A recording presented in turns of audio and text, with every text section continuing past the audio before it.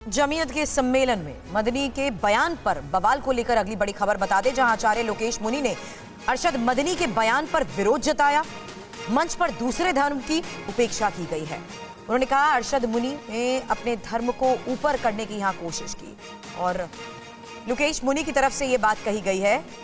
और इस बीच जिस तरीके से इस पूरे मामले पर बवाल हुआ, मंच पर ही विरोध जताया गया, देखिए। सहारनपुर से आए हुए मदनी साहब का जो वक्तव्य आया वो बिल्कुल उस वक्तव्य से कोई जोड़ने वाली बात नहीं है। और उन्होंने अपनी एक कहानी, हम तो ये कहते हैं हमको पैदा करने वाला हमारा माँ बाप है, हमारे माँ बाप ने हमको पैदा किया है, हमको भगवान महावीर या अल्लाह ने पैदा नहीं किया है, हम उनको उससे ऊपर मानते हैं। ये फालतू की बातें उसने पैदा किया, अरे पैदा मेरे माँ बाप ने किया। हमने सारी मुल्क को जोड़ने की बातें की। इन्होंने इस तरह से उस आदम को, अल्लाह को ला करके और मनु को लाके जिस तरह से प्रतिपादन किया, पूरी की पूरी ये हम जो भारतीय सर्वधर्म संसद के लोग, और हमने सर्वसम्मति से, मैं अकेला नहीं, हम इसका विरोध करते हैं, मुखाबलत करते हैं। रजनीश हमारे सहयोगी इस वक्त हमारे साथ जुड़ चुके हैं। रजनीश, सीधी तस्वीरें दिखाएं, मंच की तस्वीरें दिखाएं और संभव हो तो लोगों से भी सीधे बातचीत करें।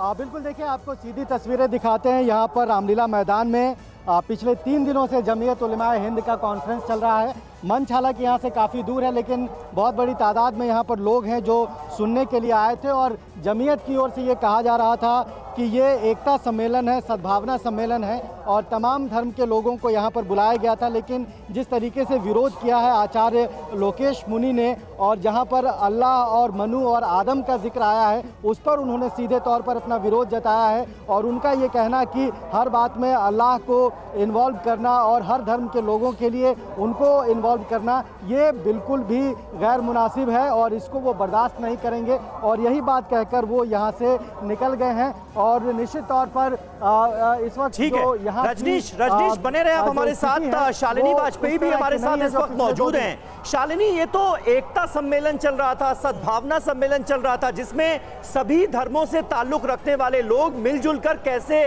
देश को आगे ले जाएं, इसकी एक तरह से रूपरेखा तय करने की बात की जा रही थी। विवाद इतना किस तरह से हो गया कि बाकायदा जो जैन मुनि थे उन्होंने मंच से नीचे उतरकर बायकॉट कर दिया इस पूरे प्रोग्राम का? हुआ क्या, विवाद किस पर हुआ?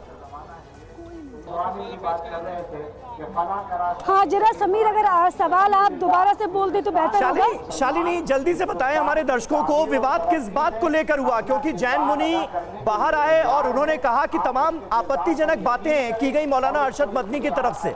विवाद किस बात को लेकर हुआ और अभी वहां पर क्या चल रहा है, जरा बताएं।